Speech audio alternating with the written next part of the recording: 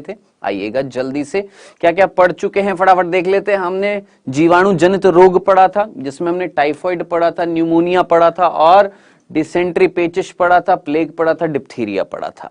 फिर उसके बाद हमने विषाणु जनित पढ़ा था, डेंगू देखा था, सामान्य जुकाम देखा था, स्मॉल पॉक्स देखा था, पोलियो देखा था। सामान्य जुकाम हमने पढ़ लिया था और भी कुछ विषाणु जनित रोग थे जो हमने कल देख लिए थे। अब उसके बाद जो अब हम पढ़ने वाले हैं वो पढ़ने वाले हैं प्रोटोजोआ जनित रोग, यानी ऐसे रोग जो किससे होने वाली बेटा जी, प्रोटोजोआ से होने वाले। और यहां पर दो मुख्य रोग हैं, एक का नाम है मलेरिया और एक का नाम है क्या, अमीबिक डिसेंट्री। ठीक है, तो ये दो रोग पढ़ेंगे। पहले हम कौन सा रोग पढ़ेंगे, यहां पर मलेरिया पढ़ने वाले हैं। चलें आगे, आइए। ये अभी मत पढ़िए, इंग्लिश में लिखा हुआ, इसकी जरूरत नहीं है। हम जो पढ़ने वाले हैं ये पढ़ने वाले हैं। ठीक है, कृपया करके पहले तो इसका स्क्रीनशॉट ले लीजिए बेटा जी, यहां पर फटाफट जल्दी से। ठीक है, जल्दी से लीजिए, फिर आगे चल रहे हैं, जल्दी से लीजिए। वैसे तो आप सबकी बुक्स में भी है ये, फिर भी ले लीजिए।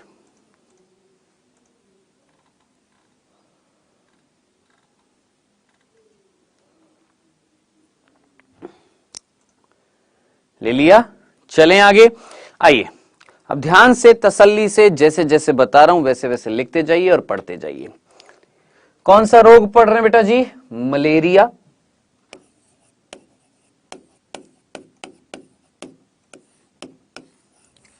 ठीक है, किससे होता है आप सभी को पता है, एक प्रोटोजोआ से होता है और इस प्रोटोजोआ का नाम आप जानते हैं क्या, प्लाज्मोडियम। क्या नाम है बच्चों, प्लाज्मोडियम, सिंपल। प्रोटोजोआ, ये भी पता होना चाहिए कि प्रोटोजोआ कौन से जगत में आते हैं। तो याद रखना, आर.एच. विटेकर ने 5 जगत दिए थे, कौन कौन सा, मोनेरा, प्रोटिस्टा, कवक, याद है ना, प्लांटी और जंतु जगत। इसको पादप जगत भी बोलते हैं या प्लांटी। ये कुल मिला के हमारे 5 जगत थे, जिसमें प्रोटिस्टा जगत जो होता है, जिसमें एकल कोशिकीय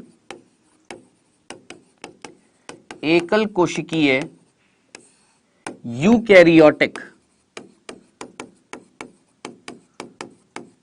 कौन से बच्चों, एकल कोशिकीय यूकैरियोटिक जीवों को रखा जाता है किसमें, प्रोटिस्टा जगत में। यानी एक कोशिका से बने हुए हैं जीव और उनके अंदर सुविकसित क्या मिलेगा, केंद्रक मिलेगा। उनको हम क्या बोलते हैं, यूकैरियोटिक एकल कोशिकीय जीव, जो कौन से जगत में आते हैं, प्रोटिस्टा। उसी प्रोटिस्टा जगत का जब हम वर्गीकरण करते हैं तो एक समूह होता है प्रोटिस्टा जगत के अंदर जिसका नाम है प्रोटोजोआ। तो मेरे ख्याल से इतनी सी बात आपको समझ में आई होगी कि प्रोटिस्टा जगत जो होता है ना, उसके कई सारे समूह होते हैं। ठीक है, एक होते स्वपोषी, एक होते परपोषी। स्वपोषी के अंदर कौन आते हैं, याद करिए, आपने शायद अगर याद आ रहा हो हल्का फुल्का 11th क्लास में आपने नाम सुना होगा, डाइएटम, याद आ रहा है, डाइनोफ्लेजिलेट, याद आ रहा है, युग्लिनॉइड, याद आ रहे हैं ऐसे कुछ वर्ड। ये किसमें थे, प्रोटिस्टा जगत में, और खुद का खाना बना सकते थे, यानी स्वपोषी होते हैं। ठीक है, फिर परपोषी जो होते हैं ये भी 2 प्रकार के होते हैं, एक होते हैं उपभोक्ता और एक होते हैं मृतोपजीवी। उपभोक्ता जो होते हैं वो 2 प्रकार के हैं, एक है मृतोपजीवी और एक है परजीवी। मृतोपजीवी जो होते हैं उनका नाम होता है बेटा जी, सिंपल सा याद रखना है, क्या, अवपंख कवक, स्लाइम मोल्ड। ठीक है, और दूसरी कैटेगरी जो होती है वो होती है प्रोटोजोआ। अब जिनके ऊपर से निकला है ना, वो बस इतना सा बाबू याद रख लेना कि प्रोटोजोआ क्या होते हैं, एकल कोशिकीय यूकैरियोटिक जीव होते हैं जो इस जगत के अंदर रखे जाते हैं। और ये जो होते हैं ये होते हैं आपके परजीवी। कैसे होते हैं ये, परजीवी होते हैं। सिंपल सा था ना, परजीवी का मतलब समझ में आता है, जो दूसरे जीवों पर आश्रित होते हैं, किस चीज के लिए, भोजन के लिए। ठीक है, तो इतनी सी सिंपल सी बात समझ में आ गई होगी। चलें आगे, आइए देखिएगा, हमने बोला मलेरिया रोग हो रहा है किससे? एक प्रोटोजोआ से। प्रोटोजोआ कौन से जगत में आते हैं? प्रोटिस्टा जगत में आते हैं। ये क्या होते हैं? परजीवी होते हैं। अपने पोषक से, अपने होस्ट से क्या लेते हैं? पोषण लेते हैं। ठीक है, या तो ये अंदर रहकर पोषण लेंगे या बाहर से भी पोषण ले सकते हैं। जैसे जुएं हमारे सिर के बाहर होती हैं, क्या ले सकती हैं? पोषण ले सकती हैं। क्या अंदर जाकर ले रही है? नहीं, शरीर के बाहर से ले रही है। लेकिन ये जरा सोचिए, ये कौन? प्लाज्मोडियम, ये हमारे शरीर के अंदर जा रहा है, अपनी संख्या को बढ़ा रहा है। ये क्या है? एक परजीवी है, लेकिन कैसा? अंत्य के भाई है, अंत्य परजीवी। ठीक है, तो याद रखना प्लाज्मोडियम एक अंत्य परजीवी है। परजीवी का मीनिंग मैंने आपको बता दिया, वे जीव जो दूसरे जीवों पर आश्रित होते हैं। किस चीज के लिए? भोजन के लिए। उन्हें हम क्या बोलते हैं? परजीव बोलते हैं।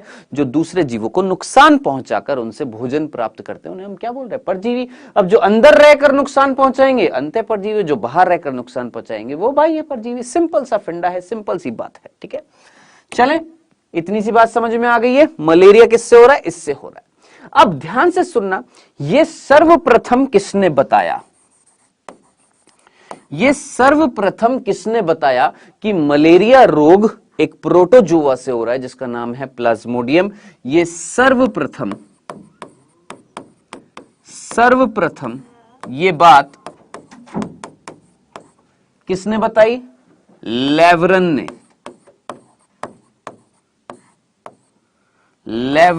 ने बताई।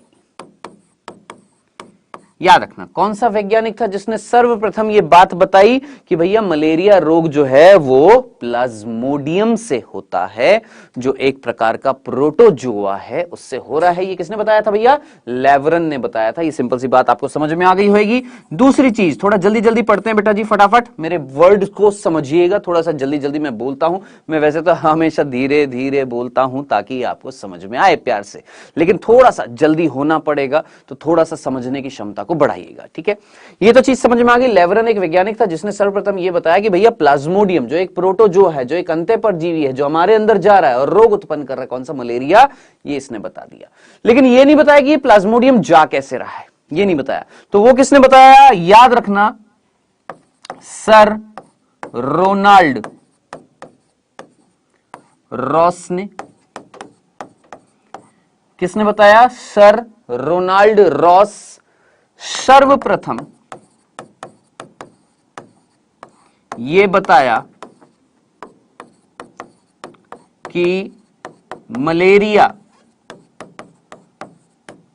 कौन बेटा? मलेरिया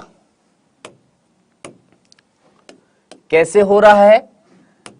कौन से मच्छर के काटने से हो रहा है? जरा जल्दी से मुझे बताएं, कौन से मच्छर के काटने से हो रहा है मलेरिया?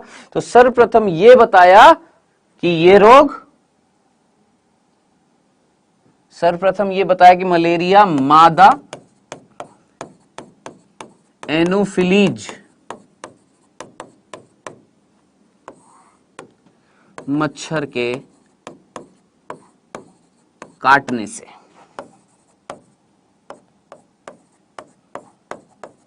होता है। ठीक है, तो ये चीज याद रखना बेटा जी। और ये कहां के थे? इनका नाम तो ऐसा लग रहा है विदेशी, लेकिन ये भारत में अल्मोड़ा जगह है। कहां पर? यूके में। अब आप बोलेंगे यूके, यूके यानी उत्तराखंड में। ठीक है, याद रखना, उत्तराखंड में अल्मोड़ा एक जगह है जहां पर ये पैदा हुए थे। कौन? Ronald Ross. भारतीय आर्मी में भी थे, याद रखना, ये भारत की आर्मी में भी थे। और इन्होंने सर्वप्रथम ये बताया कि मलेरिया किसकी वजह से हो रहा है? आप अच्छे तरीके से जानते हैं, एक मच्छर के काटने से होता है जिसका नाम है मादा एनाफिलीज मच्छर। ठीक है, तो चाहे तो इसका स्क्रीनशॉट ले सकते हैं, फिर हम आगे चल रहे हैं। जल्दी से ले लीजिए बेटा, और किसी को कोई कंफ्यूजन है तो जल्दी से पूछ लीजिए मेरे से, फटाफट जल्दी से। अगर किसी को कुछ पूछना है तो जल्दी से पूछिए, फिर मैं आगे चल रहा हूं थोड़ा सा जल्दी जल्दी।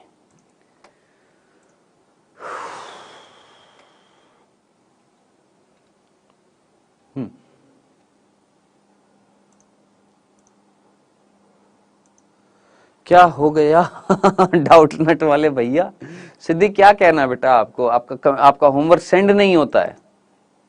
ठीक है, मैं एक बार देख लेता हूं। ओके,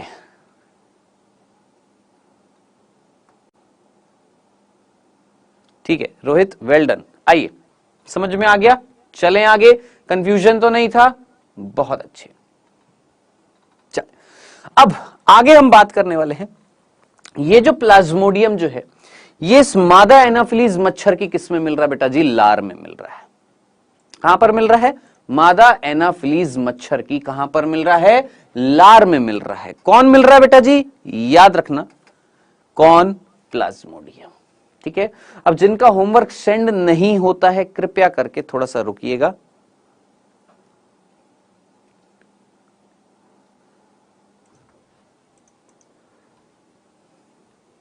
बेटा प्रशांत कश्यप, पहले तो मुझे ये बताओ, मैंने यहां पे रोनाल्ड लिखा है कि रोनाल्डो लिखा है?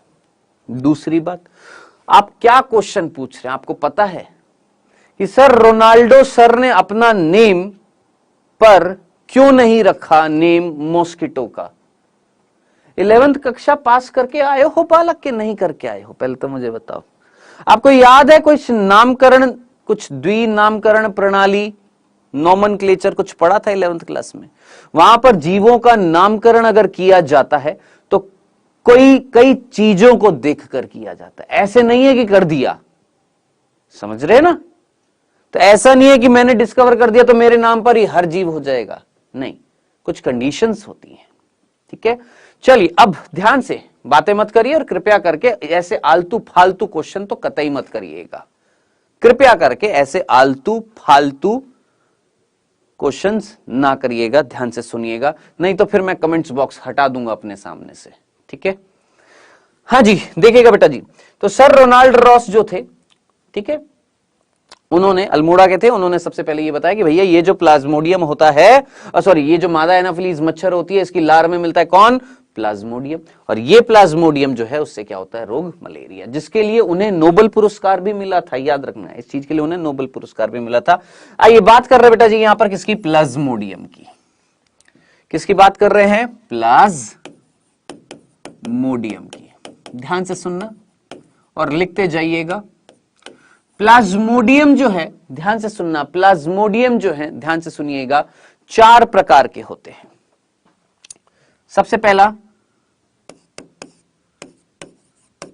प्लाज्मोडियम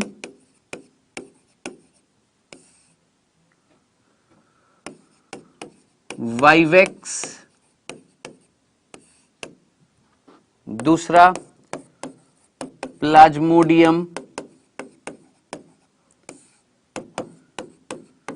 फेल्सीपेरम, लिखते जाइएगा मेरे साथ साथ, ठीक है, प्लाज्मोडियम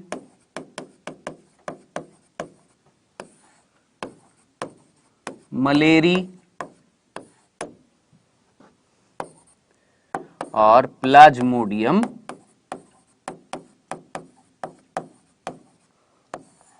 ओवेल।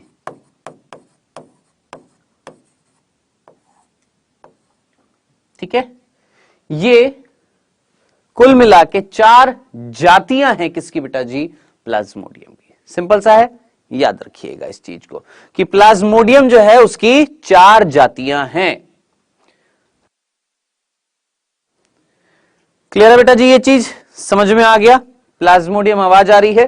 प्लाज्मोडियम जो है उसकी 4 जातियां हैं, वाइवेक्स, फेल्सीपेरम, मलेरियाई बोलते हैं इसको,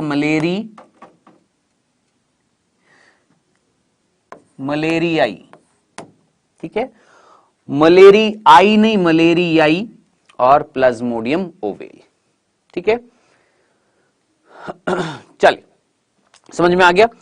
अब ये जो 4 जो हैं हमारी जातियां हैं किसकी बेटा जी? यहां पर प्लाज्मोडियम की ये जो 4 प्रकार की जातियां हैं, इसमें सबसे पहला बिंदु जो आपने याद रखना है, ध्यान से सुनना, ठीक है प्रशांत, अभी ध्यान से सुनो बच्चे, इसमें ये जो 4 प्रकार की ये जो जातियां हैं, इनमें से कौन सी जाति भारत में सबसे ज्यादा मिल रही है? पहला बिंदु आपने याद रखना है। इनमें से कौन सी जाति हमारे लिए सबसे ज्यादा खतरनाक है, ये याद रखना है। ठीक है, आइएगा, सबसे पहले मैं देख रहा हूं भारत में उपस्थिति, याद रखना, भारत में अगर उपस्थिति के हिसाब से देखूं, ठीक है, भारत में उपस्थिति के हिसाब से देखूं तो याद रखना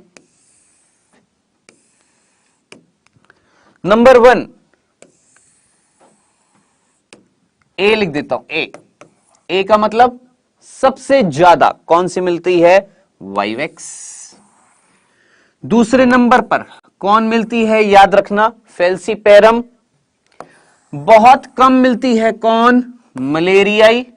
और ना के बराबर मिलती है कौन? आपकी, याद रखना, ना के बराबर मिलती है कौन? ओवेल। तो पहली चीज तो आपको सिंपल सी समझ में आ गई होगी कि भारत में अगर मैं उपस्थिति देखूं इनकी, किसकी? प्लाज्मोडियम की, तो सबसे पहला बिंदु आपने याद रखना है कि इनमें से कौन है जो सबसे ज्यादा भारत में मिलती है। नंबर 1 वाइवेक्स, थोड़ी सी कम फेल्सीपेरम और कम मलेरिया, ना के बराबर ओवेल। सिंपल। अब मैं यहां पर देख रहा हूं घातकता।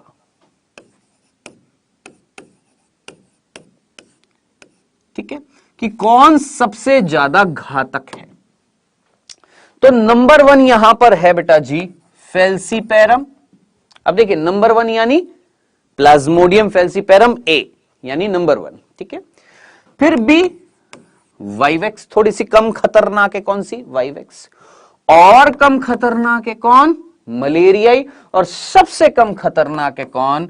ओवेल। अब आप कहेंगे सर जो हमारे भारत में सबसे कम मिल रही है वही सबसे कम खतरनाक है, तो बाबू मैं क्या करूं? मेरे हाथ में थोड़ी ना ये है, जो मिल रहा है मैंने आपको बता दिया। ठीक है, सिंपल सा था ना। चले आगे। तो ये हमने सिंपल सी बात करी है कि भैया ये 4 जातियां हैं, भारत में ये मिल रही थी। नंबर 1 कौन सी मिल रही है? ये सबसे कम ये। घातकता के आधार पर देखूं, हानिकारकता के आधार पर देखूं, सबसे खतरनाक कौन सी है? फेल्सीपेरम। ठीक है, चलें आगे। आइए आगे चलते। अब देखिए यहां पर मैंने ये देखिए हिंदी में लिखे थे ना, अब इंग्लिश में लिख देता हूं। Plasmodium vivax, plasmodium falciparum, plasmodium malariae और प्लाज्मोडियम ओवेल। ठीक है, ये 4 जातियां थी। अब आप कहेंगे सर मलेरिया जब होता है तो याद रखना क्या आता है? बुखार आता है। याद रखना क्या आता है? बुखार आता है। ध्यान से सुनना, बात आ रही है, ध्यान से सुनिएगा। इन चारों जातियों से जो मलेरिया होता है उसका नाम जो है अलग है। क्या बोला मैंने? इन चारों जातियों से जो मलेरिया होता है उसका नाम जो है वो अलग है। अब क्या नाम है? ध्यान से सुनना। प्लाज्मोडियम वाइवेक्स से, ध्यान से सुनना, प्लाज्मोडियम वाइवेक्स से जो मलेरिया होता है उसका नाम क्या है? ध्यान से सुनना। Benign tertian malaria.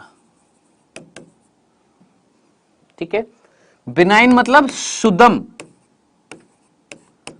तृतीय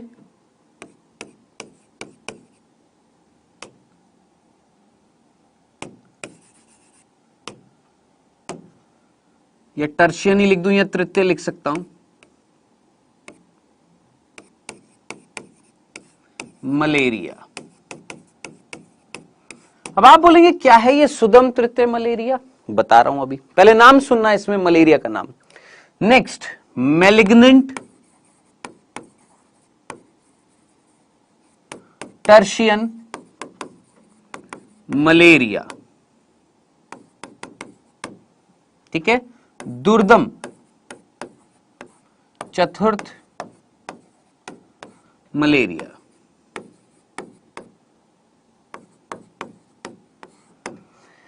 फिर बिनाइन क्वार्टन मलेरिया यानी सुदम अब सॉरी, यहां पर चतुर्थ लिख दिया, तृतीय आएगा यहां पर भी।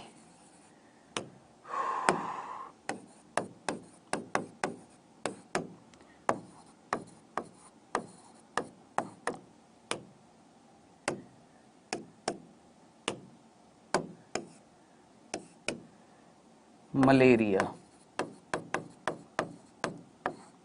ठीक है। और आखिरी बिनाइन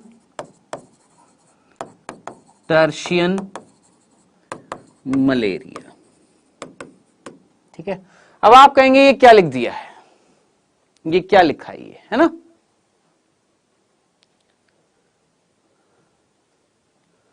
हाँ जी, क्लास आ रही है ना भैया, क्लास चल रही है ना, ठीक है। हाँ जी, देखिएगा ध्यान से सुनना और बातें ना करें, क्योंकि मुझे दिखाई दे रहा है कि कौन बातें कर रहा है, ठीक है। ये मत सोचना कि मेरे को नहीं दिखाई दे रहा है, मेरे को दिखाई दे रहा है कौन बात कर रहा है। समझ में आ रहा है ना। और स्कूल में जिस तरीके से होता था ना कि जो बातें करते हैं उनके घर पे फिर बता दिया जाता है कि ये बच्चे पढ़ नहीं रहे हैं, बता दूंगा। समझ में आया, आपके पेरेंट्स को बता दूंगा भैया पढ़ नहीं रहे हैं, बातें कर रहे हैं ये लोग। हाँ जी, first and last are same, Vilin Babu बिल्कुल सही है। यस, बिल्कुल ठंडे स्थानों पर मिलता है। फोर्थ रिपीट कर दो, क्या रिपीट कर दो? आप बहुत मोटे हैं, अरे बाबा ठीक है, ठीक है बेटा, पतला होने की कोशिश करूंगा, अभी पहले पढ़ लो। वो आपकी स्क्रीन है ना बेटा, बड़ी हो गई होगी इसलिए मोटा लग रहा हूँ, ठीक है। चलिए अभी ध्यान से सुनिएगा और कृपया करके बातें ना करें, ठीक है। पीछे का स्क्रीनशॉट लेने दो, अरे लेने दूंगा भैया, रुको रुको रुको, हाँ पिटाई भी होगी डंडे से, रुक जाओ अभी। चलिए पहले तो है ना स्क्रीनशॉट ले लो, इतना ही बोल रहे हो। चलिए कहां से लेना स्टार्ट करेंगे? मलेरिया से, फटाफट जल्दी से ले लीजिए, जल्दी से जल्दी से।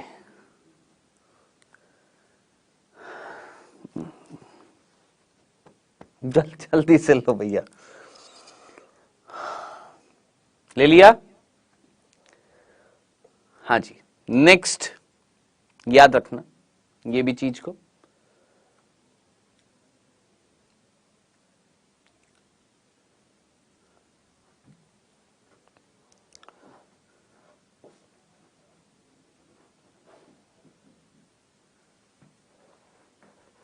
ले लिया बच्चों?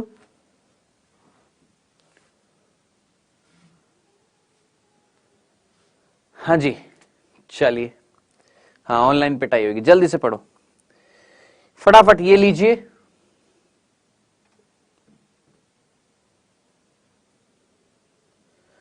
फर्स्ट और फोर्थ सेम है, अभी बता रहा हूं, तसल्ली रखो तसल्ली रखो। ले लिया? नेक्स्ट ये लीजिए, जल्दी से लीजिए, फिर हम आगे चल रहे हैं। ले लिया?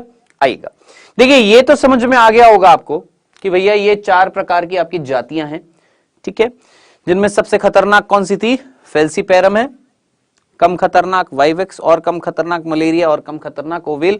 भारत में स्थिति के आधार पर हमने देख लिया। अब हम बात कर रहे थे इनसे जो रोग हो रहा है मलेरिया, वो अलग अलग प्रकार का है, लेकिन पहले और आखिरी से जो हो रहा है वो सेम है, ठीक है। पहली बात तो बिनाइन और मैलिग्नेंट का मतलब क्या है, ध्यान से सुनना जल्दी से। बिनाइन और मैलिग्नेंट का मतलब क्या है? देखिए यहां पर बिनाइन आ रहा है, यहां पर बिनाइन आ रहा है, यहां पर बिनाइन आ रहा है, यानी सुदम सुदम सुदम, यानी एक ऐसी परिस्थिति जो जानलेवा नहीं होगी, उसको हम क्या बोलेंगे? बिनाइन। यानी ये अगर मलेरिया होएगा इससे इससे इससे, तो जान जाने के चांसेस थोड़े कम हैं। ऐसा नहीं है कि जा नहीं सकती, जा सकती है, अगर उपचार ना किया जाए तो जा सकती है, लेकिन कहने वाली बात यह है कि उपचार आज की डेट में पॉसिबल है, सीधी सी बात है, हर कोई उपचार करा सकता है, किसका? मलेरिया का। तो कहने वाली बात यह है कि इससे जान जाने के चांसेस जो हैं वो क्या है? कम है। जबकि मैलिग्नेंट का मतलब क्या होता है? जो अत्यंत घातक हो, बहुत ज्यादा घातक हो, जो दुर्दम हो, जो दर्दनाक तो नहीं बोलूंगा, दर्दनाक हो, दर्दनाक भी नहीं बोलूंगा, घातक बोलूंगा, अत्यधिक घातक है, ठीक है। यस, कैंसर में भी होता है। वेरी गुड, कैंसर में भी होता है। ये वर्ड होता है आबुर्द होता है, ट्यूमर होता है। दो प्रकार का होता है, एक सुदम आबुर्द होता है और एक दुर्दम आबुर्द होता है। जो खतरनाक होता है वो कौन सा होता है? दुर्दम होता है ना, जानते हैं ना। बस वही चीज है। बिनाइन और मैलिग्नेंट का मतलब क्या होता है बेटा? एक जिससे जान जाने का खतरा बहुत ज्यादा है, वो कौन है? मैलिग्नेंट। नहीं है बिनाइन। समझ में आ गया? तो इन तीनों से अगर मलेरिया होएगा तो जान जाने के चांसेस क्या हैं? कम है। लेकिन इससे जान जा सकती है अगर उपचार नहीं कराया गया तो। ठीक है, तो जरा सोचिए, सबसे खतरनाक कौन सा था? फेल्सीपेरम था, घातकता के आधार पर। क्यों? क्योंकि इससे जान जाने का खतरा जो है वो ज्यादा है। चल, तो ये वर्ड तो समझ में आ गए होंगे आपको। बिनाइन, मलेरिया आपको समझ में आ ही रहा है।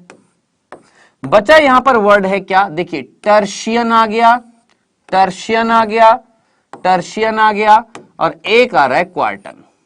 अब क्या है टर्शियन, क्या है क्वार्टन? सुल्तान खान, लास्ट बार बोल रहा हूं, लास्ट टाइम। समझ में आ रहा है बेटा? लास्ट टाइम बोल रहा हूं, मुझे ज्ञान ना दिया करो।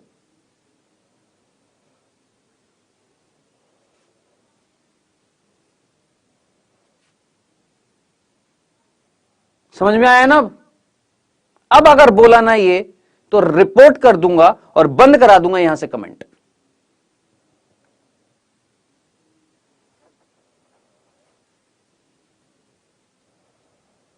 हद होती है, कितनी बार बोल दिया आप लोगों को।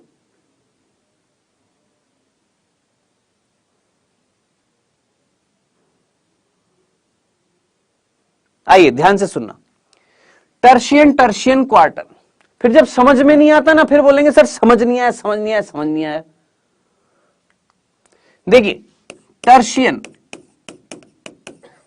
और क्वार्टन, क्या मतलब है टर्शियन का और क्या मतलब है क्वार्टन का? जरा ध्यान से सुनिएगा। हटा दीजिए।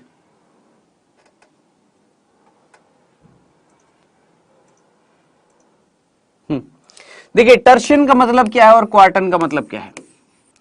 टर्शियन वर्ड किससे आया है? तृतीय, तृतीय यानी तीन, और क्वार्टन मतलब क्वार्टनरी, चतुर्थ यानी चार। अब कहने वाली बात यह है कि याद रखना, मलेरिया में क्या आता है? बुखार आता है। मलेरिया में क्या आता है? बुखार आता है। ठीक है, अब हमारी बुक में लिखा हुआ है बुखार जो है तीसरे या चौथे दिन पर आता है। क्या लिखा हुआ है? तीसरे या चौथे दिन पर बुखार आता है। तो सीधी सी बात है, अगर तीसरे दिन पर बुखार आएगा तो उसके लिए वर्ड क्या यूज में लिया? टर्शियन। और चौथे दिन पर बुखार आएगा तो उसके लिए वर्ड क्या लिया जाएगा? क्वार्टन। तो तीसरे दिन पर आएगा टर्शियन, चौथे दिन पर आएगा क्वार्टन। सिंपल। अब आप मुझे बताएं, अगर किसी को प्लाज्मोडियम वाइवेक्स किसके अंदर चला जाएगा, उसके अंदर मलेरिया होएगा जो जानलेवा नहीं है, तो बुखार जो है वो कौन से दिन पर होएगा? तीसरे दिन पर होएगा, इसलिए नाम क्या रहा है? Benign tertian malaria. जानलेवा नहीं है, बुखार जो होगा तीसरे दिन पर वापस आ जाएगा, ऐसा मलेरिया क्या कहलाएगा? बिनाइन टर्शियन मलेरिया, जो प्लाज्मोडियम वाइवेक्स से और प्लाज्मोडियम ओवेल दोनों से हो सकता है। जबकि यहां पर क्या आ रहा है? मैलिग्नेंट टर्शियन मलेरिया, यानी यहां पर ये जानलेवा है और बुखार जो है तीसरे दिन पर आएगा, टर्शियन आ रहा है। जबकि यहां पर क्या है? बिनाइन, जानलेवा नहीं है लेकिन बुखार जो है वो चौथे दिन पर आ रहा है, ऐसा मलेरिया क्या कहलाएगा? Benign quartan malaria. ठीक है, अब बात आ रही है तीसरे दिन पर, मतलब कितने घंटे हो जाएंगे? बहुत सिंपल सी बात है। आप बोलेंगे सर तीसरे दिन पर यानी 72 घंटे, है ना? नहीं, आज मान लेते हैं क्या है, जरा सोच समझ के मुझे बताएं। आज है 7 तारीख, 7 जनवरी है। 7 जनवरी को मान लेते हैं मुझे बुखार आया कितने बजे? 7 बजे। 7 जनवरी को 7 बजे अगर मुझे बुखार आया किसका? मलेरिया का। तो अब 7 बजे से कल 7 बजे यानी 8 जनवरी को कितने घंटे हो जाएंगे? 24 घंटे। सिंपल। फिर जरा सोचिए, फिर नेक्स्ट 7 बजे, अगले दिन 7 बजे यानी 9 जनवरी, कितने घंटे हो जाएंगे टोटल? ये भी 24 घंटे। कितने घंटे हो जाएंगे टोटल? 48 घंटे। सिंपल सी बात समझ में आ गई है।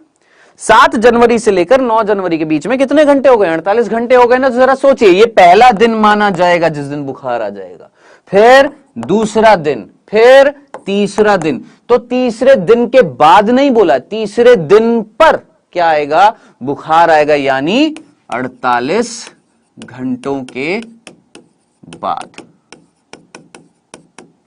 क्या आएगा? बुखार आएगा। वर्ड क्या आएगा? टर्शियन। अब सीधा सीधा सोच लीजिएगा, चौथे दिन पर, जैसे यहां तीसरा हो गया तो चौथा दिन कौन सा हो जाएगा? 10 जनवरी हो जाएगा। 7 बजे बुखार आएगा तो कितने घंटे हो जाएंगे टोटल? 72 घंटों के बाद क्या आएगा? बुखार आएगा, यानी चौथे दिन पर बुखार आएगा। वर्ड क्या आएगा? क्वार्टन आएगा। तो ये सिंपल सी चीज याद रखिएगा, ये मैंने आपको बता दिया है। ये सिंपल सी चीज याद रखिएगा। बेनाइन का मतलब समझ में आ गया, मैलिग्नेंट का मतलब समझ में आ गया, सुदम दुर्दम का मतलब समझ में आ गया, तृतीय और चतुर्थ का मतलब समझ में आ गया कि जो बुखार होएगा तृतीय मलेरिया में, यानी अब देखिए मैंने क्या बोला था, बुक में क्या लिखा हुआ? तीसरे या चौथे दिन पर बुखार आएगा, लेकिन ये तो नहीं बता रखा तीसरे में कब आएगा, चौथे में कब, कौन से मलेरिया में होएगा। तो तीसरे में कब कब होएगा? जब प्लाज्मोडियम वाइवेक्स या प्लाज्मोडियम फेल्सीपेरम या प्लाज्मोडियम ओवेल अगर शरीर में जाएंगे तो तीसरे दिन पर बुखार आएगा। जबकि मलेरिया ही में कौन से दिन पर आता है? चौथे दिन पर आता है। तो हमारी बुक में सीधा लिखा हुआ है 3 से 4 दिन पर बुखार आता है। तो ये चीज याद रखना। आई होप समझ में आ गया होगा। ये ले लिया है आपने स्क्रीनशॉट, इसका मतलब भी ले लीजिए, याद रखिएगा। जल्दी से लीजिए, आगे चल रहे हैं।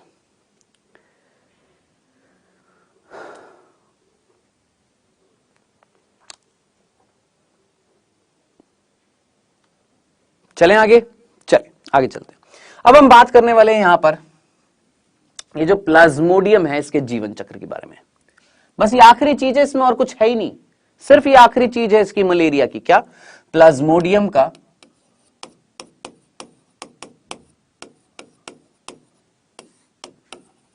जीवन चक्र। ठीक है, ये पढ़ने से पहले पहली चीज जो आपको पढ़नी है, याद रखना, प्लाज्मोडियम जो होता है वो द्विजनिक होता है। अब आप बोलेंगे, जिसको हम इंग्लिश में बोलते हैं डायाजेनेटिक। अब आप बोलेंगे डायाजेनेटिक का मतलब, द्विजनिक का मतलब, जनक का मतलब समझ में आता है ना? समझ में आता है। अब जरा सोचिए, प्लाज्मोडियम जो है वो अपना जीवन जो है 2 जनक के अंदर पूरा करेगा, एक हमारे अंदर और एक मादा एनाफिलीज में। तो कितने जीवों के अंदर रहकर ये अपना जीवन चक्र पूरा कर रहा है? 2 जीवों के अंदर रहकर ये अपना जीवन चक्र पूरा करेगा। इसलिए मैं क्या बोलूंगा? द्विजनिक, यानी वे जीव जो 2 जनकों में अपने जीवन को संपन्न करते हैं।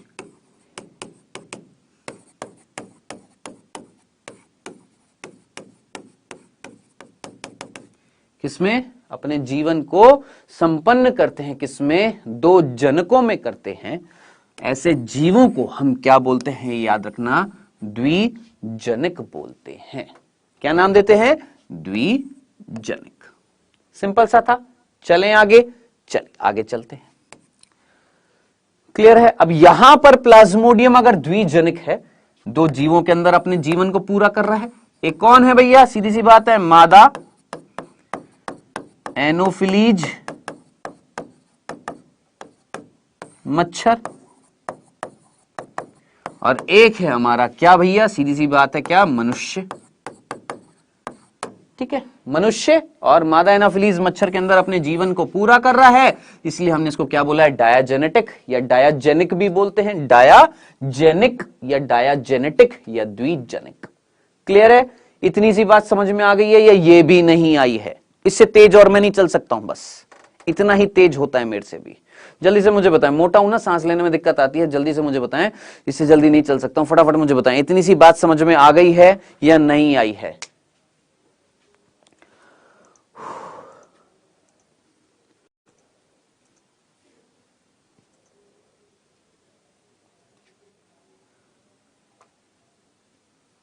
अच्छा वेरी गुड अब्दुल, बेटा मैं तुम्हें ही पढ़ा रहा हूं यहां पर, और बच्चे नहीं है, हैं? चलिए, क्लियर है यहां पर? चलें आगे, आइए आगे चलते हैं। नेक्स्ट, अब देखिए हम यहां पर पढ़ने वाले हैं क्या, जीवन चक्र। किसका जीवन चक्र भैया, प्लाज्मोडियम का जीवन चक्र हम यहां पर देखने वाले हैं। ठीक है, अब ध्यान से सुनना, प्लाज्मोडियम, ठीक है ठीक है ठीक है ठीक है, मैं पूछ लूंगा जब इनसे पूछना होगा। ठीक है, इतना स्पीड काफी है, ठीक है भैया। देखिए हम किसकी बात करने वाले हैं, जीवन चक्र देखने वाले हैं, किसका, प्लाज्मोडियम का जीवन चक्र देखने वाले हैं। जरा जल्दी से सोच समझकर मुझे बताइएगा, फर्स्ट इतनी सी बात, क्या हमारा जो जीवन होता है, क्या हमारा जो जीवन होता है उस जीवन में अवस्थाएं आती हैं। जैसे हम पैदा होते हैं तो नवजात शिशु बोला जाता है हमें, ठीक है, नवजात अवस्था या नवजात शिशु। फिर थोड़ा सा बड़े होते हैं बाल्यावस्था, फिर और बड़े होते हैं प्रौढ़ अवस्था, फिर जीर्ण अवस्था, बुढ़ापा आ जाता है ना, लैंगिक अवस्था होती है। समझ में आ गया। तो कुल मिला के हमारे जीवन में भी कई सारी अवस्थाएं आती है, नहीं आती है, बिल्कुल आती है। अब हम यहां पर बात कर रहे हैं किसके जीवन चक्र की, प्लाज्मोडियम की। तो याद रखना प्लाज्मोडियम क्या था, ये याद आ रहा है आपको, प्लाज्मोडियम क्या था, एकल कोशिकीय जीव है। इतनी सी बात तो समझ में आती है ना कि प्लाज्मोडियम क्या है, एकल कोशिकीय जीव है। और इस प्लाज्मोडियम की याद रखना वो अवस्था जो मादा एनाफिलीज मच्छर की, ध्यान से सुनना, मादा एनोफिलीज मच्छर की लार में, लार मतलब सलाइवा में, लार समझ में आता है ना, लार में क्या, प्लाज्मोडियम की वो अवस्था जो मादा एनाफिलीज मच्छर की लार में मिलती है, उसका नाम याद रख लेना क्या बेटा, फटाफट याद रखना क्या, स्पोरोजोइट।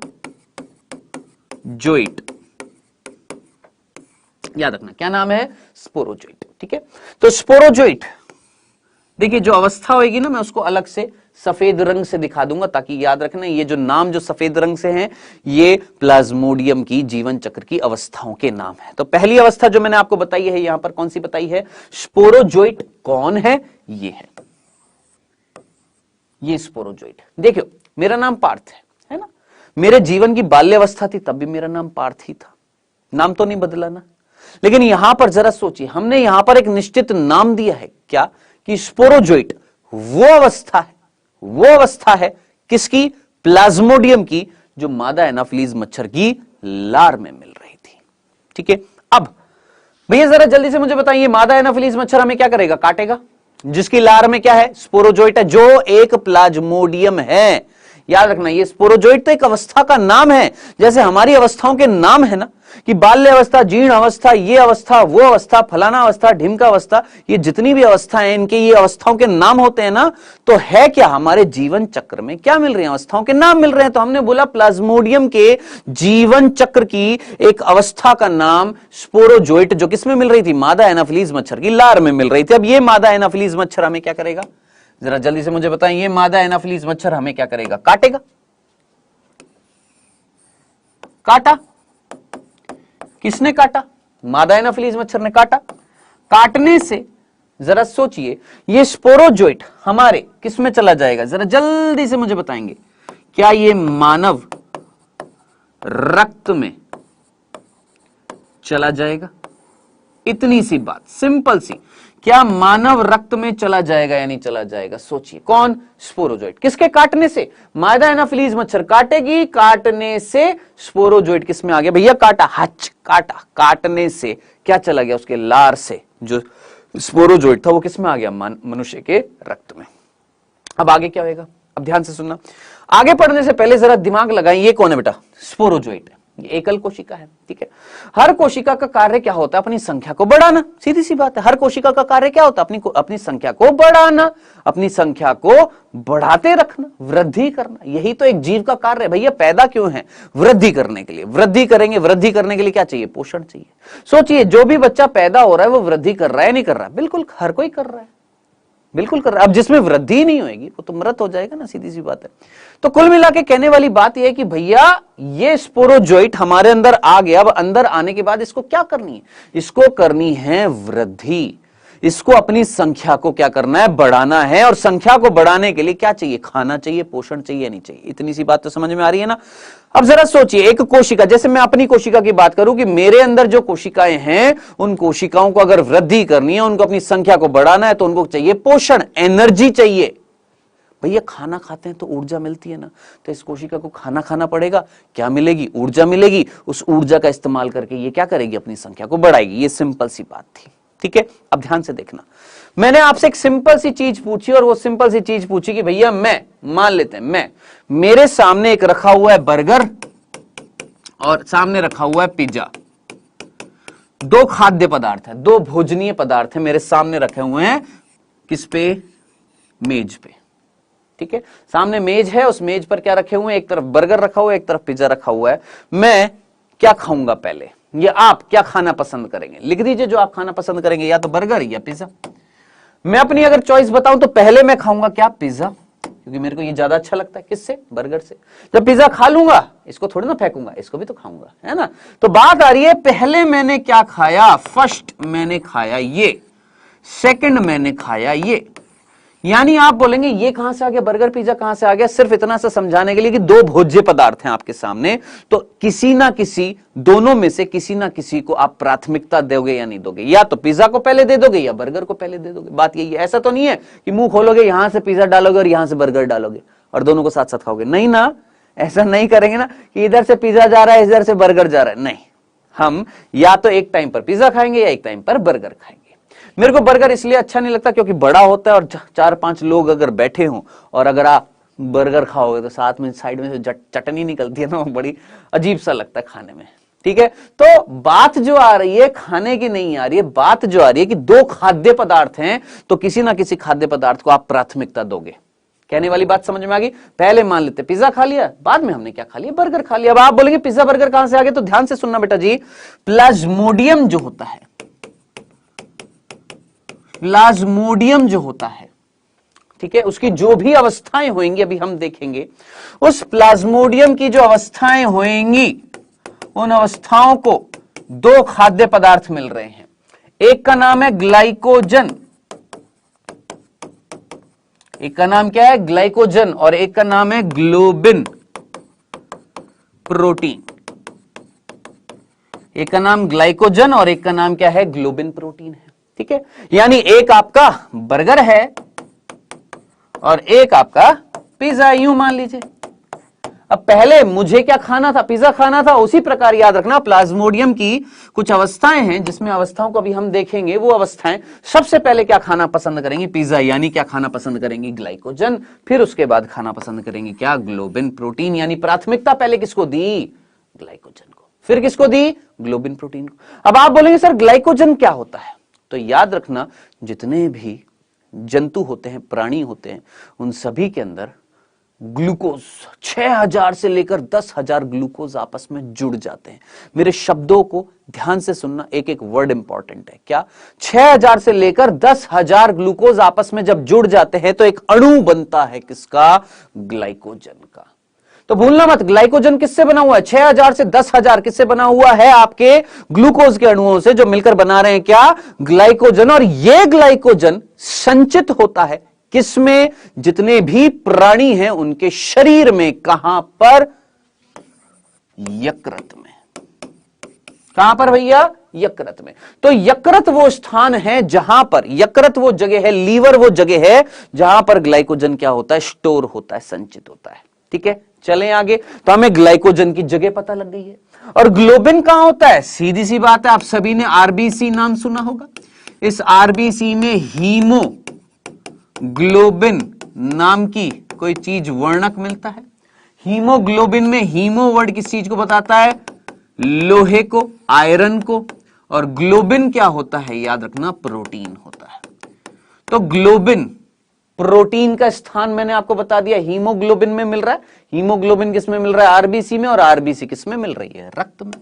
यानी मैंने आपको प्लाज्मोडियम के दो भोजनीय पदार्थों के स्थान बता दिए हैं। अब सीधा सा फटाक से जल्दी से आते हैं हमारे जीवन चक्र पर कि भैया हमारे अंदर आ चुका है, मानव रक्त में आ चुका है स्पोरोजोइट। पहले तो जल्दी से मुझे बताएं, यहां तक चीज समझ में आई है कि ऊपर से निकल गई है? जल्दी से मुझे बताएं, यहां तक चीज आई है कि ऊपर से निकल गई है?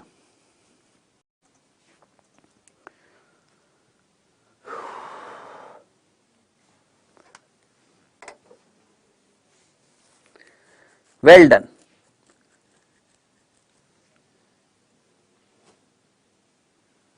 चलिए बहुत अच्छे।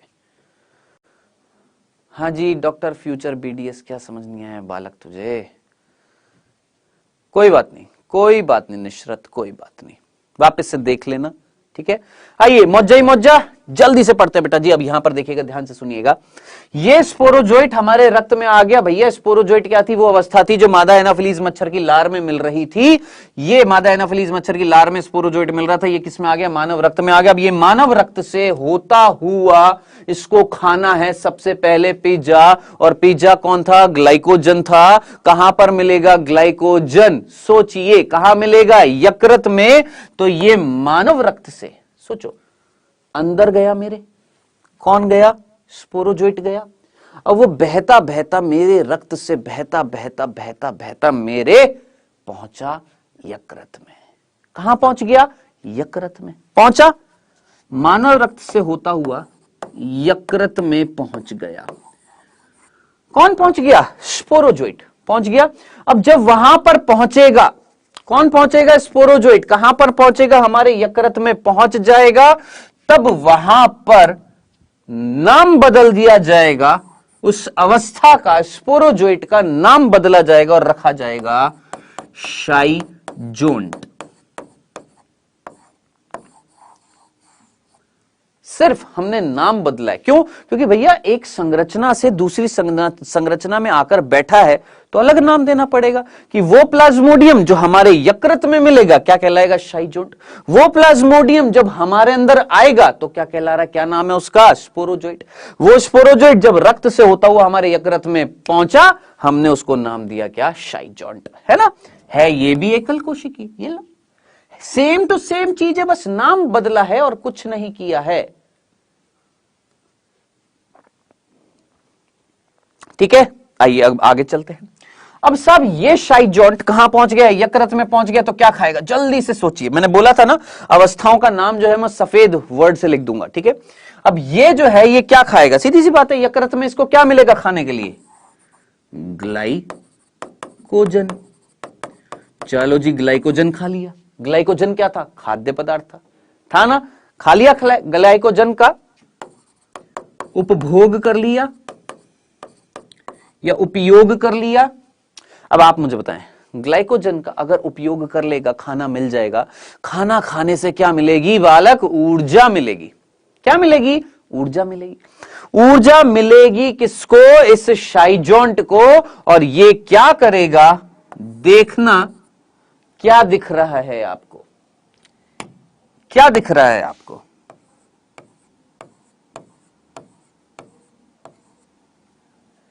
क्या ये बहुत सारे भागों में बट गया? आप बोलेंगे सर इतना तो बड़ा नहीं है। मैं सिर्फ समझाने के लिए बता रहा हूं क्या, कि ये शाइजोन्ट अपने आप को बहुत सारे छोटे छोटे बराबर भागों में बांट लेता है। ठीक है, बराबर भागों में बांट लिया किसने?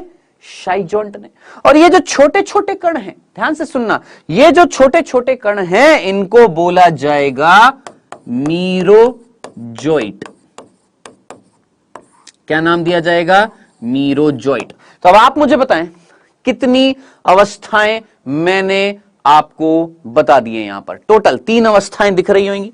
एक है स्पोरोजोइट, आया था हमारे अंदर, हमारे यकृत में पहुंचा, क्या कहला रहा है? शाइजोन्ट। क्या खा लेगा? पिज्जा खा लेगा। कौन? ग्लाइकोजन। खाने से क्या मिलेगी? ऊर्जा। ऊर्जा मिलने से ये अपने आप का क्या कर लेगा? आंसर मुझे सोच समझकर बताना। आप सभी ने ये वर्ड सुना होगा, द्विविखंडन, और सुना था बहुविखंडन। द्विविखंडन मतलब जब एक कोशिका अपने आप को 2 बराबर कोशिका में बांट लेती है तो वो क्या कहलाता है? द्विविखंडन। जब एक कोशिका अपने आप को बहुत सारे भागों में बांट लेती है बराबर, तो उसे हम क्या बोलते हैं? बहुविखंडन। तो मेरे ख्याल से इतना तो बच्चों वाली चीज आपको समझ में आ गई होगी कि यहां पर आपको क्या होता हुआ दिखाई दे रहा है। द्विविखंडन के बहुविखंडन जरा जल्दी से मुझे बताएं। वेरी गुड चेतना, बहुत अच्छे। क्या हो रहा है बेटा जी? यहां पर हो रहा है बहुविखंडन। ठीक है, और ऐसा बहुविखंडन क्या कहलाता है? याद रखना, भूलना मत, इस बहुविखंडन को बोला जाता है शाइजोगोनी। भूलना मत, क्या नाम देते हैं इस बहुविखंडन का? नाम है क्या? शाइजोगोनी, जिससे शाइजोंट बदल जाता है किसमें? मीरोजोइट में। सिंपल। चलें आगे, कंफ्यूजन तो नहीं था। अब साहब ये मीरोजोइट जरा जल्दी से मुझे बताएं, ये कहां पर है? जल्दी से बताएं, ये मीरोजोइट कहां पर दिख रहे हैं आपको? क्या ये आरबीसी में है या यकृत की कोशिका में है? जल्दी से सोचें, ये सारा कार्य कहां हो रहा है बाबू? सोचो, ये सारा कार्य कहां हो रहा है? क्या ये मेरे रक्त में हो रहा है कि मेरे लीवर में, यकृत में हो रहा है? जरा जल्दी से सोचिए। ये जो हमने पढ़ा है, ये सब कुछ कहां पर हो रहा है? हमारे लीवर में हो रहा है ना। और लीवर जो है, यकृत जो है, वो भी तो कोशिकाओं से बना हुआ है ना। यानी ये सारा कार्य कहां हो रहा है? यकृत की कोशिकाओं में हो रहा है। चले, कंफ्यूजन तो नहीं था? पक्का ना? ये स्पोरोजोइट आया मेरे यकृत में। अब बेटा यकृत में कहां आएगा? यकृत की कोशिका में आएगा। यकृत की कोशिका के अंदर जब ये आएगा स्पोरोजोइट, हमने इसको नाम दिया शाइजोंट। ये शाइजोंट मेरी यकृत की कोशिका के अंदर जो ग्लाइकोजन है उसको खाया। खाने के बाद शाइजोंट ने कर दिया बहुविखंडन। क्या कहला रहा है? शाइजोगोनी। बना दिए मीरोजोइट। अब ये मीरोजोइट कहां पर है? यकृत की कोशिका में है। सिंपल। अब क्या होएगा? पिज्जा खा लिया, अब क्या खाना है? भूख तो और लग रही है। पिज्जा खा लिया, अब क्या खाना है? क्या खाना है? सोचिए, बर्गर खाना है। और वो बर्गर कहां पर है? वो बर्गर कहां है? क्या था बर्गर? जरा जल्दी से मुझे बताएं। बर्गर कौन था यहां पर? बर्गर था कौन? Globin protein. और वो ग्लोबिन प्रोटीन कहां मिल रहा है? हीमोग्लोबिन में। और हीमोग्लोबिन किस में मिल रहा है? आरबीसी में। आरबीसी किस में मिल रही है? रक्त में मिल रही है। तो जरा सोच समझकर मुझे बताएं, ये मीरोजोइट जो यकृत की कोशिका में थे, यकृत की कोशिका को तोड़ फोड़ कर, यकृत की कोशिका को तोड़कर, यकृत की कोशिका को तोड़कर किस में आ जाएंगे? रक्त में आ जाएंगे। बताएं, क्या ये, हाँ जी, लीवर ही कलेजा है? बिल्कुल है। जल्दी से मुझे बताएं, क्या ये चीज समझ में आ गई? कलेजी बोलते हैं ज्यादातर, है ना। तो याद रखना, रक्त में कौन आ गए हैं? यकृत की कोशिका को तोड़कर ये मीरोजोइट किस में आ गए हैं? रक्त में आ गए हैं। जरा जल्दी से मुझे बताएं, आया कि नहीं आया?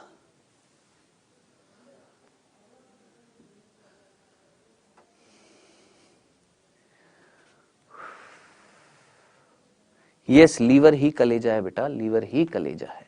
और गुर्दा कौन होता है? किडनी। ठीक है, चमक गया, वेल डन, बहुत अच्छे चमक गया। चलिए, बहुत अच्छे। आइए, अब रक्त में फाइनली कौन आ गया? आप बोलेंगे सर रक्त में आ गया है कौन? मीरोजोइट आ गया। अब रक्त में कौन मिलेगी? जरा सोचिए, आरबीसी मिलेगी। ये मान लेते हैं आरबीसी है, जिसके अंदर हीमोग्लोबिन है ना ये। या मैं आपको अलग से दिखा देता हूं हीमोग्लोबिन, रुकिए, ताकि थोड़ा अलग दिखाई दे हीमोग्लोबिन।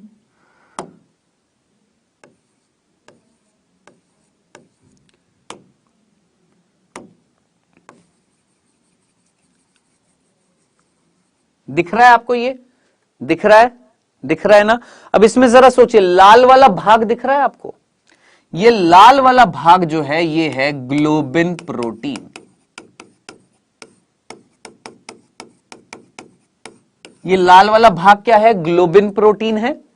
और जो सफेद वाला भाग जो अंदर दिखाई दे रहा है, ये है आयरन यानी लोहा। पहले भी बताया है, हीमोग्लोबिन में आयरन, लोहे के 4 अणु मिलते हैं। ठीक है, भूलना मत, जिनकी वैलेंसी +2 है। एम्स 2012 में भी ये क्वेश्चन पूछा गया था कि आरबीसी के अंदर जो हीमोग्लोबिन मिलता है, जिसमें लोहा मिलता है, उसकी वैलेंसी कितनी है? ये कौन सा मिलता है? Fe+2 मिलता है। भूलना मत इस चीज को, याद रखना, भूलना मत, याद रखिएगा, ठीक है। आइए भैया, फाइनली रक्त के अंदर कौन चले गए हैं? आप बोलेंगे सर रक्त में आ गए थे कौन? हमारे मीरोजोइट। रक्त में किसमें? आरबीसी में आ गए हैं। मान लेते हैं ये मीरोजोइट है। समझ में आ रहा है ना बच्चे? कोई दिक्कत तो नहीं आ रही है ना? पक्का ना? चलें आगे। रक्त के अंदर कौन आ गए हैं? आरबीसी में कौन आ गए हैं? मीरोजोइट। ठीक है, वेरी गुड, बहुत अच्छे। अब ये मीरोजोइट क्या करेंगे? सीधी सी बात है, सामने बर्गर दिख रहा है इनको, सामने ये लाल रंग का क्या है? बर्गर ही तो है। कौन है? ग्लोबिन प्रोटीन है। बोला था ना, प्लाज्मोडियम की वो अवस्था जिसके लिए बर्गर कौन था? ग्लोबिन प्रोटीन था। तो जरा सोचिए, ये मीरोजोइट क्या खा जाएंगे? ग्लोबिन प्रोटीन खा जाएंगे। क्या खा जाएंगे? ग्लोबिन प्रोटीन खा जाएंगे। तो सोच समझकर मुझे बताइएगा क्या दिखेगा? देखिएगा क्या दिख रहा है आपको? टूट पड़ेंगे, हाँ टूट पड़ेंगे। देखिएगा क्या दिख रहा है आपको? आयरन बच गया। क्या खा लिया? ग्लोबिन प्रोटीन खा लिया।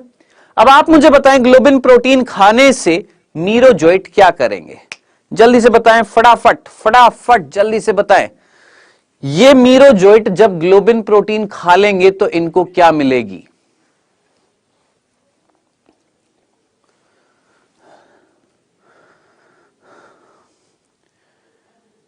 क्या मिलेगी? क्या मिलेगी? क्या मिलेगी? क्या मिलेगी? जल्दी से बताएं। ऊर्जा मिलेगी, है ना? अब जरा सोचिए, उस ऊर्जा का उपयोग करके क्या ये विभाजन करेंगे या आकार में वृद्धि करेंगे? Very good. ये बच्चा कौन है? विलन। वेरी गुड बेटा, बताएं वृद्धि करेंगे कि आकार में बढ़ेंगे? वेरी गुड पारस, बहुत अच्छे।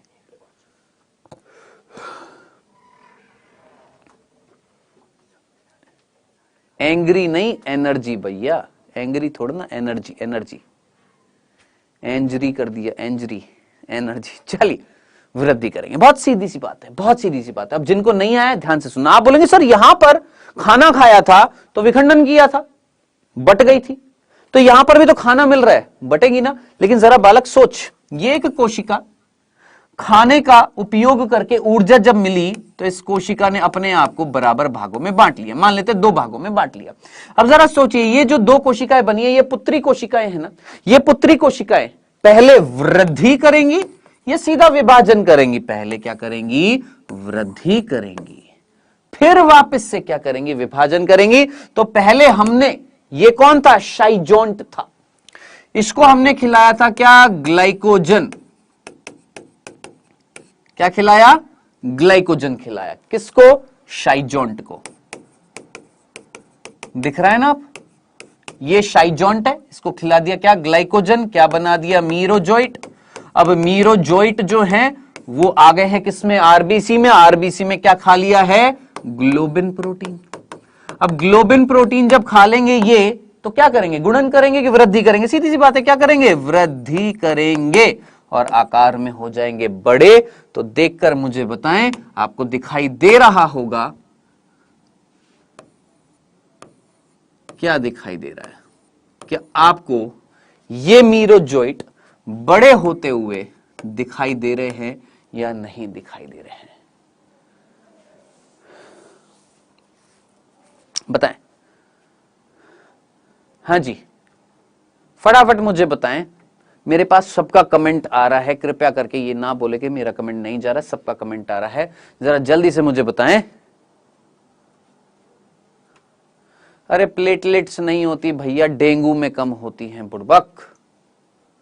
प्लेटलेट्स डेंगू में कम होती है, मलेरिया में नहीं होती हैं। इधर ध्यान से सुन। हाँ जी, जरा जल्दी से मुझे बताएं, कौन बढ़ गया? बांगड़ू, कौन बढ़ गया है जरा जल्दी से मुझे बताएं, किसकी आकृति बढ़ गई है? ये मीरोजोइट की आकृति क्या हो गई है? बढ़ गई है। अब मैं इन्हें मीरोजोइट नाम नहीं दूंगा, मैं इन्हें नाम दूंगा क्या? Crypto merozoite.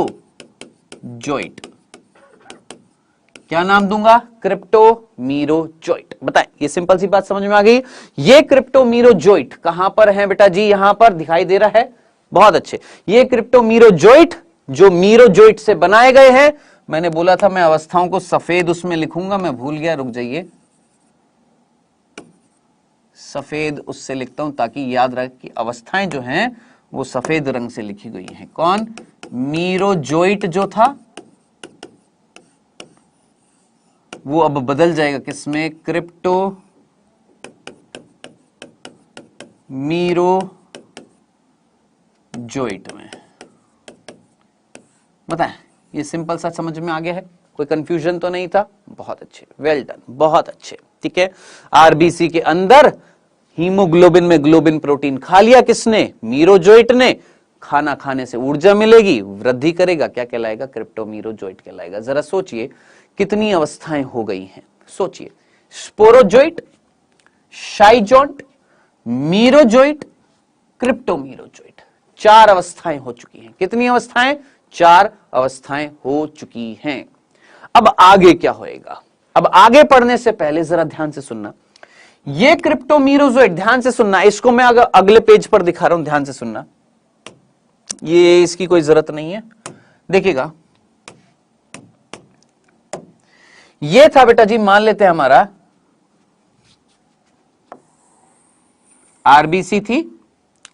इस आरबीसी के अंदर क्या बच गया बांगड़ू? जरा जल्दी से मुझे बताओ, बताएं जरा जल्दी से। ये क्या है? आयरन है ना? जरा सोचिए, ये क्या बच गया है? ग्लोबिन है कि लोहा है? लोहा है। और अंदर कौन मिल रहे हैं? कौन मिल रहे हैं? आप बोलेंगे सर क्रिप्टोमीरोजोइट मिल रहे हैं।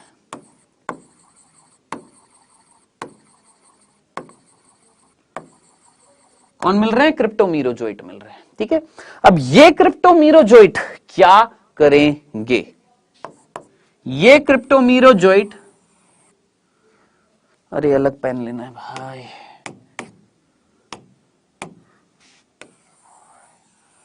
ये क्रिप्टोमीरोजोइट जरा देखना और देखकर मुझे बताना, ये जो आयरन जो था, 4 थे। एक हीमोग्लोबिन में कितने होते हैं? 4 होते हैं। ठीक है, क्या इस लोहे के छोटे छोटे छोटे छोटे और छोटे छोटे छोटे छोटे छोटे छोटे क्या कर दिए हैं? टुकड़े कर दिए हैं। किसने? ये आपके मीरोजोइट ने।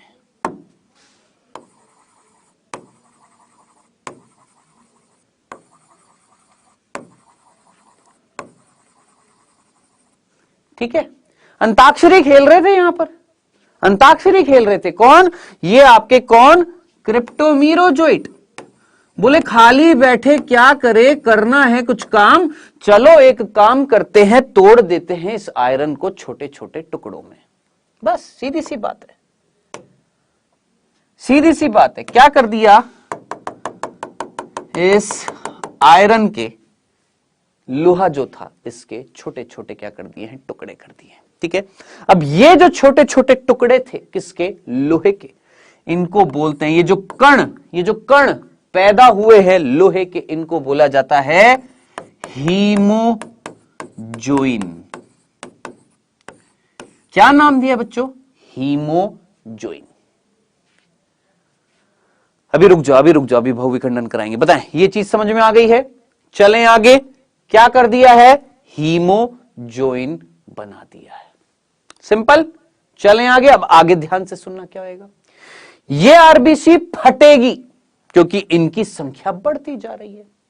इनकी संख्या क्या होती जा रही है? बढ़ती जा रही है। लेकिन वो करने से पहले एक और बिंदु सुनिएगा।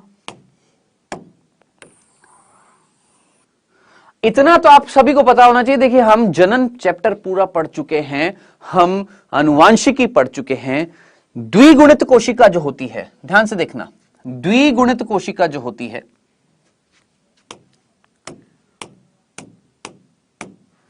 ये द्विगुणित कोशिका है, इसमें अगर मैं अर्धसूत्री विभाजन कराऊंगा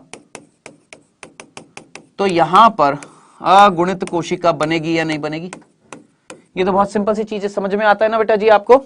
चल, आवाज आ रही है ना? आ रही है ना? ठीक है, हाँ जी हाँ जी, ध्यान से सुनना। अब देखिएगा ये कौन था बेटा, सोचिए, जल्दी से सोचिए, जल्दी से सोचिए, जल्दी से। ये कौन था? क्रिप्टोमीरोजोइट, जिसको मैं यहां पर दिखा देता हूं। ये तो किसके कण हैं? हीमोजोइन के। और ये कौन था? जल्दी से देखिएगा, क्रिप्टोमीरोजोइट था। कौन है ये? क्रिप्टोमीरोजोइट है, जिनकी कोशिकाएं द्विगुणित थी। कैसी थी? द्विगुणित। अब ये जो द्विगुणित कोशिका है बालक, इसने क्या कर लिया है? अर्धसूत्री विभाजन कर लिया। और अर्धसूत्री विभाजन अगर कर लेगा तो क्या बनेंगे? सोचिए, अर्धसूत्री विभाजन अगर कर लेगा तो क्या बनेंगे? सोचो, दिमाग लगाओ। अगुणित कोशिकाएं बनेंगी या नहीं बनेंगी? कैसी कोशिकाएं बनेंगी? अगुणित। और ये जो अगुणित कोशिकाएं हैं, इनको बोला जाएगा युग्मक। क्या बोला जाएगा? युग्मक बोला जाएगा। क्या नाम दिया जाएगा? युग्मक नाम दिया जाएगा। सीधी सी बात है। क्यों? क्योंकि जरा सोचिए, शुक्राणु पैदा करने के लिए, अगुणित शुक्राणु पैदा करने के लिए कहीं ना कहीं अर्धसूत्री विभाजन हुआ था ना, अंडाणु पैदा करने के लिए अर्धसूत्री विभाजन हुआ था। तो यहां पर भी ये जो युग्मक पैदा किए गए हैं, किससे? क्रिप्टोमीरोजोइट से। तो क्या करना पड़ा होगा? अर्धसूत्री विभाजन करना पड़ा होगा। आवाज नहीं आ रही, आवाज नहीं आ रही, आवाज नहीं आ रही। किसको आवाज नहीं आ रही भाई? आवाज आ रही है? आ रही है, बिल्कुल आ रही है, आवाज आ रही है।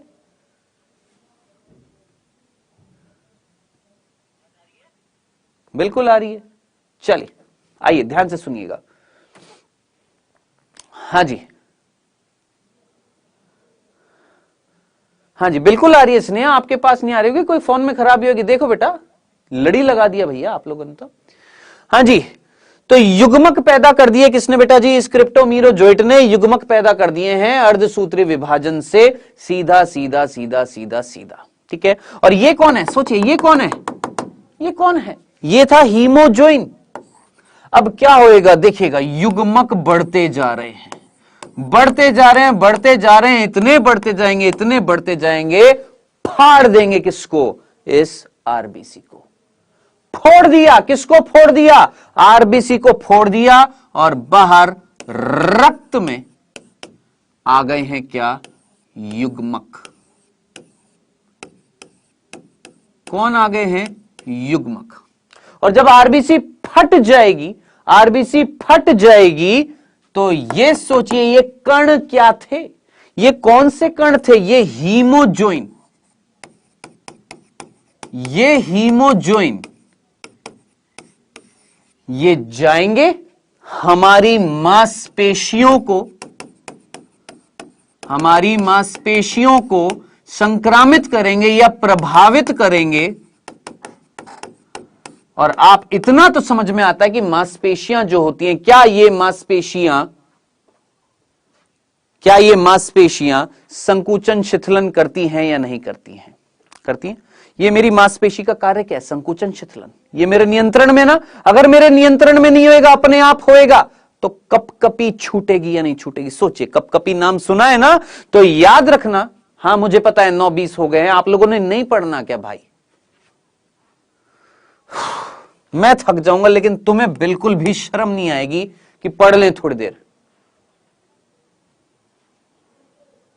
कमेंटबाजी में लगे पड़े हैं भाई, बिल्कुल। 1000 बार बोल दिया, 1000 बार मत करो कमेंट, ध्यान से सुन लो। मुझे नींद आ रही है। अरे नींद आ रही तो जाओ भैया, सो जाओ। मैंने मना किया है क्या?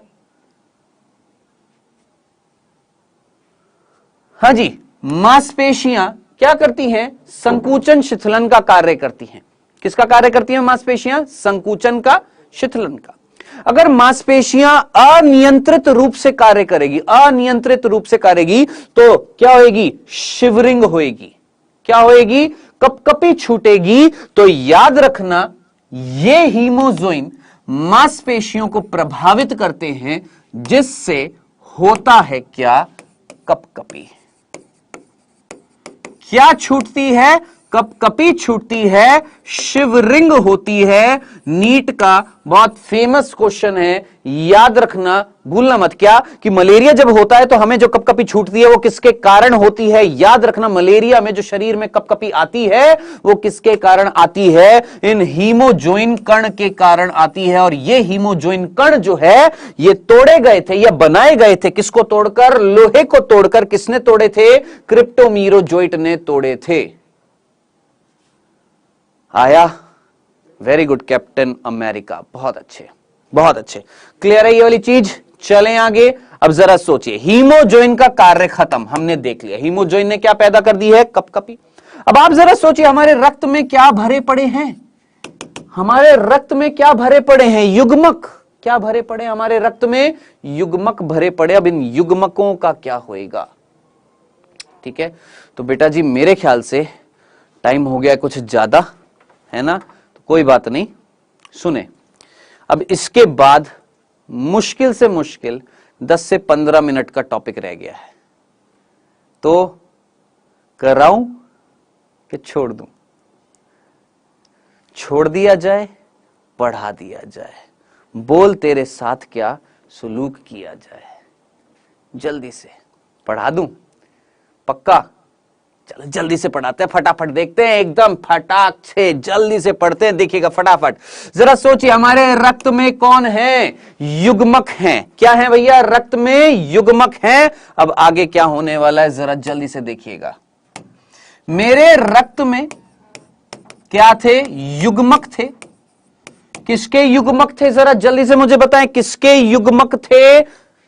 किसने पैदा किए थे ये युग्मक? क्रिप्टोमीरोजोइट ने।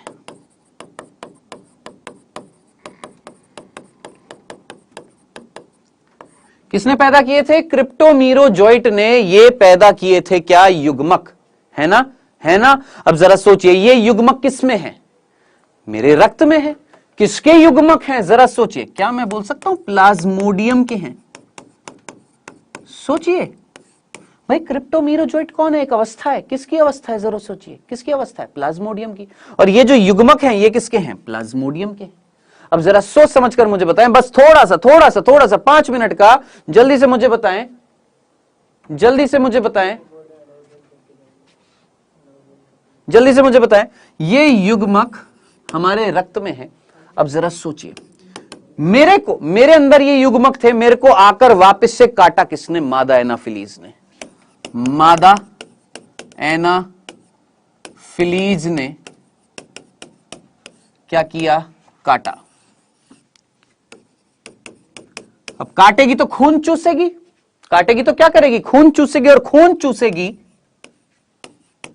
खून जाएगा उसके अंदर, मेरा यानी युग्मक किसके अंदर जाएंगे?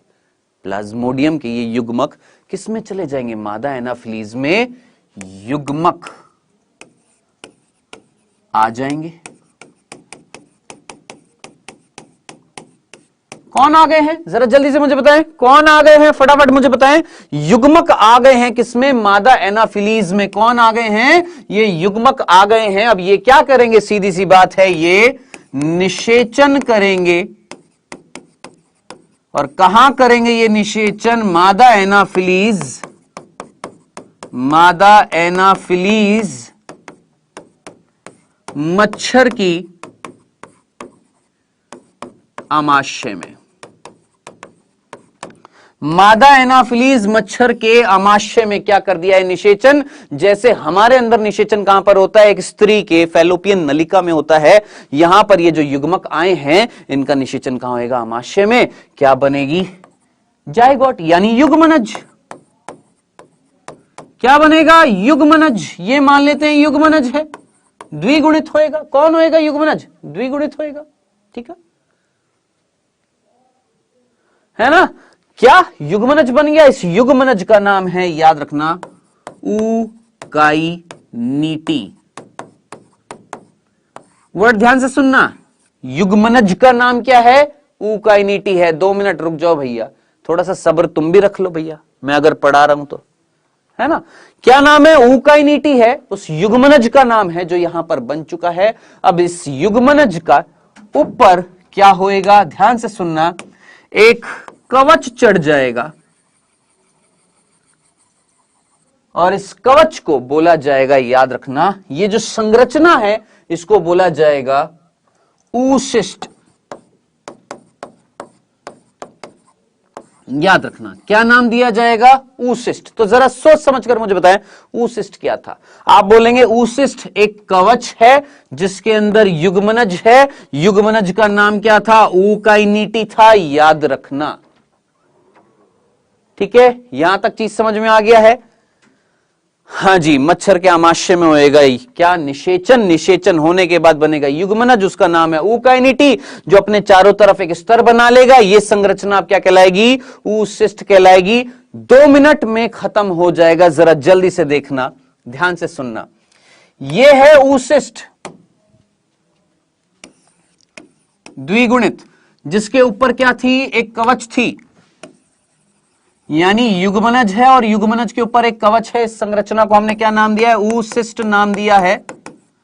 अब साहब इस ऊशिष्ट में क्या होएगा, सीधा सीधा इसके अंदर ये जो युग्मनज है वो करेगा बहु विखंडन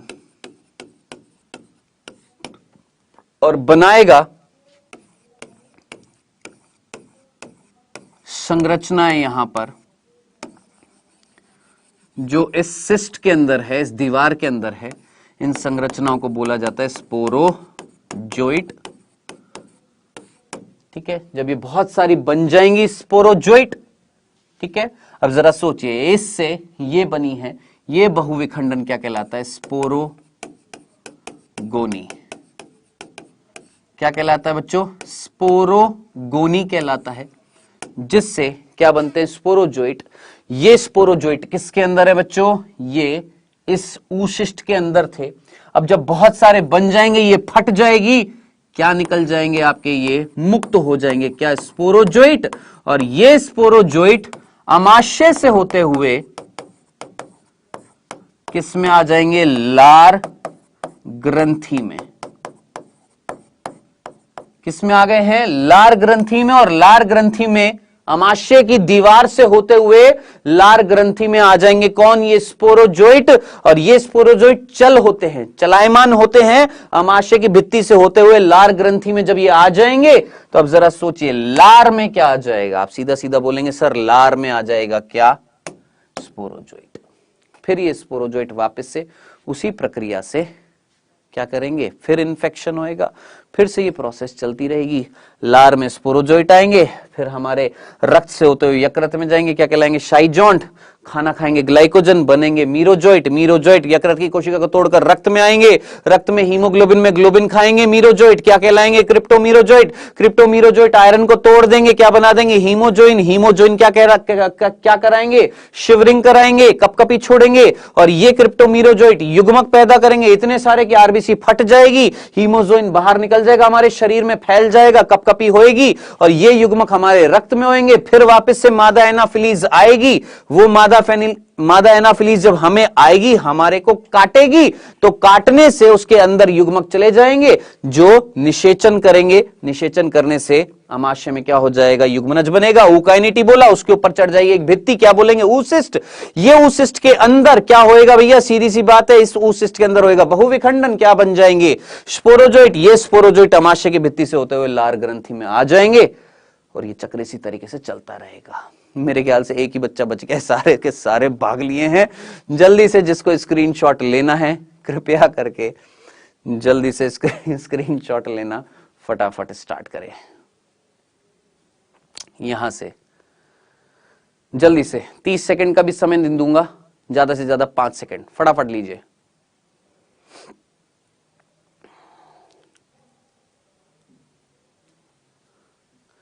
नेक्स्ट,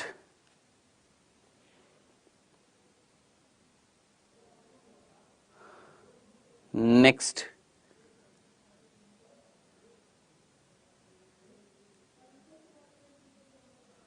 नेक्स्ट,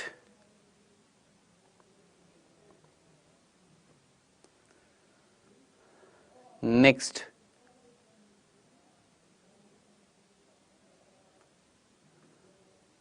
नेक्स्ट, ये नहीं,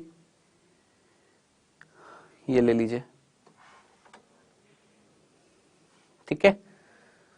चलिए, तो ये हमारा खत्म हुआ है आज का। जल्दी से होमवर्क नोट करिए, जो 2-3 बच्चे बच गए हैं कृपया करके जल्दी से नोट कर लीजिए आज का होमवर्क। संक्रामक रोग किसे कहते हैं? मलेरिया परजीवी को अपने जीवन चक्र का पूरा करने के लिए कितने परपोषों की आवश्यकता पड़ती है? टाइफाइड ज्वर के रोगजनक का नाम बताइए, इस रोग का संचारण एवं लक्षणों का वर्णन करें। ठीक है, आप ऐप पर भी देख सकते हैं होमवर्क, आपको जाना है वहां पर कहीं नोट्स दिखाई देगा, उस नोट्स पर जाइएगा, वहां पर होमवर्क आपको वहां पर भी दिखाई देगा। ठीक है, बताएं बेटा, कोई बच्चा बचा है यहां पर, उसको कोई दुविधा कोई परेशानी है तो जल्दी से पूछिए।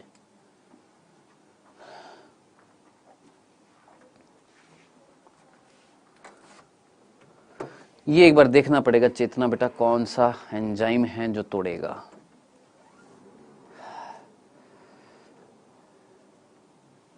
ठीक है, मजा आ गया, मजा आ गया, बहुत अच्छे बहुत अच्छे, बस मजा आना चाहिए, सारी चीजें याद होनी चाहिए। चलिए ठीक है चेतना, मैं कल आपको बता दूंगा बेटा जी ये वाली चीज।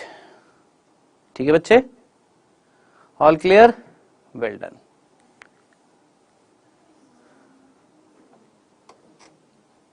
चलिए, तो कल मिलेंगे।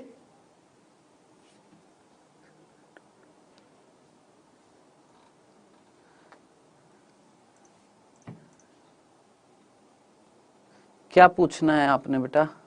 रोहित जल्दी पूछो भाई, मैं भी आज थक गया हूं भाई, फटाफट पूछो। हाँ जी सर, मेरा डाउट हरी में। क्या है हरी में? एक स्क्रीनशॉट रह गया, कौन सा स्क्रीनशॉट रह गया है? एक डाउट है मेरा। क्या डाउट है भाई? डाउट तो बता भाई, क्या डाउट है? क्या है?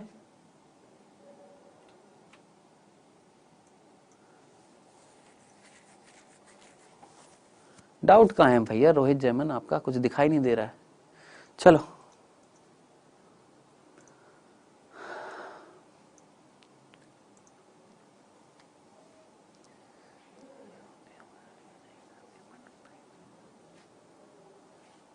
कैंसर पढ़ लिया क्या रिया आपने? जो आपने ब्रेन कैंसर अभी बता दूं हैं, 1 घंटे का टॉपिक आपको अभी से बता दूं, ब्रेन कैंसर कैसे होएगा। आप हम पे गुस्सा क्यों हुए? मन कर रहा था मेरा, मजाक कर रहा हूं। ऐसे ना बोला करे, स्पीड बढ़ा दो। ट्रेन का ड्राइवर थोड़ा ना बेटा स्पीड बढ़ा दूंगा, कोई तरीका होता है ना पढ़ाने का, वो तरीके से मैं अपने हिसाब से चलूंगा ना, इसलिए मैं कह रहा था। ऐसे ना बोला करेगी सर जल्दी बढ़ाओ। ठीक है, चलिए। क्या मच्छर में निषेचन अमाशय में होता? अरे बांगड़ू, मच्छर में निषेचन अमाशय में नहीं होता, मच्छर के अमाशय में ये जो प्लाज्मोडियम की अवस्थाएं थे, युग्मक था, इनका निषेचन हो रहा था। अरे मोरी अम्मा,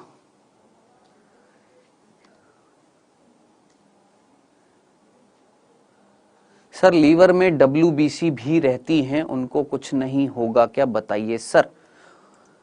WBC को कुछ नहीं होगा कि WBC इनको मारने की कोशिश करेंगी? मारने की कोशिश करेंगी ना, प्रतिरक्षा तंत्र का भाग है, इनको मारने की कोशिश करेंगी, लेकिन नहीं मार पाएगी, क्योंकि इनके बाहर, किन पे, इन प्लाज्मोडियम की जो संरचना होती है, इनके बाहर एक सुरक्षात्मक कवच मिलता है जो इनको प्रोटेक्ट करेगा, किससे? WBC से।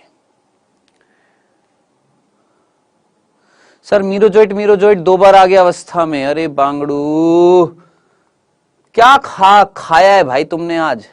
हैं मीरोजोइट 2 बार आ गया। अरे भैया ये मीरोजोइट जब तोड़कर रक्त में आएगा तो मीरोजोइट ही बोलूंगा ना, है भाई? डॉक्टर फ्यूचर BDS तो नहीं बोलूंगा ना इसे।